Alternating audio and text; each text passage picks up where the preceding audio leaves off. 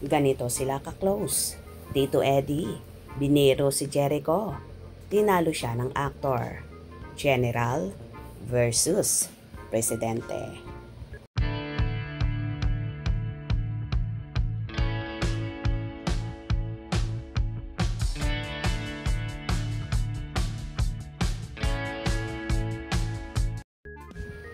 Isa kami sa napakaraming natuwa kay Jericho Rosales sa burol ng showbiz icon na si Miss Pilita Corrales. Simula kasi nung first day ng lamay ng Asia's Queen of Songs, isa na si Echo sa sobrang abala at nag-aasikaso. Sabi nga ng karamihan sa mga nakiramay, parang parte na talaga ng pamilya ni Janine si Jericho. Bukod sa palaging nakalalay si Echo kay Janine ay talagang sinisigurado niyang nasa ayos ang lahat sa burol.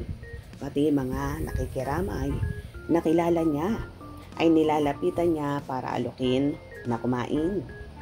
Kitang-kita nga ang labis na pagmamahal ni Echo kay Janine.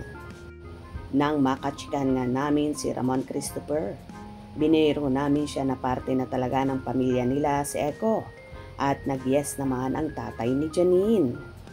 Thankful nga raw sila sa pakikiramay at pagiging matulungin ni Echo sa burol ni Tita Pilita.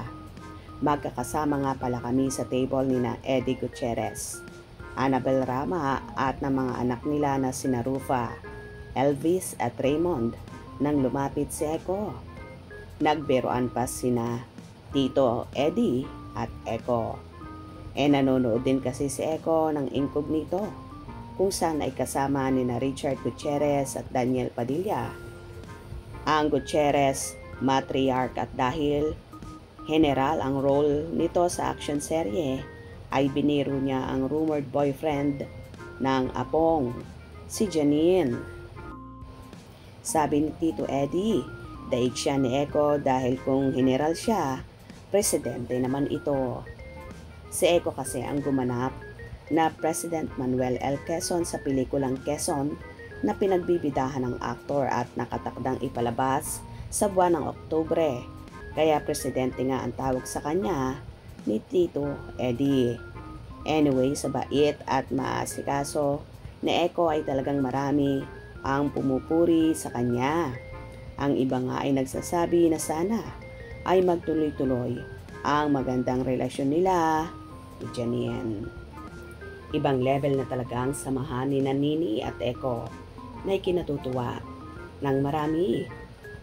Lalong higit ng pamilya ni Janine, nakakaiba sa lahat at siya nga at si Janine ang nagpupunong abala sa pag-i-entertain ng mga bisita na dumarating na ikinatutuwa naman ang lubos ni Monching. Ipinapakita lang talaga ni Echo ang pagmamahal kay Mamita Pilita Corrales at sa buong pamilya ng pinakamamahal niyang si Janine. Good job, Echo. Kung nagustuhan nyo ang video na ito, comment down below.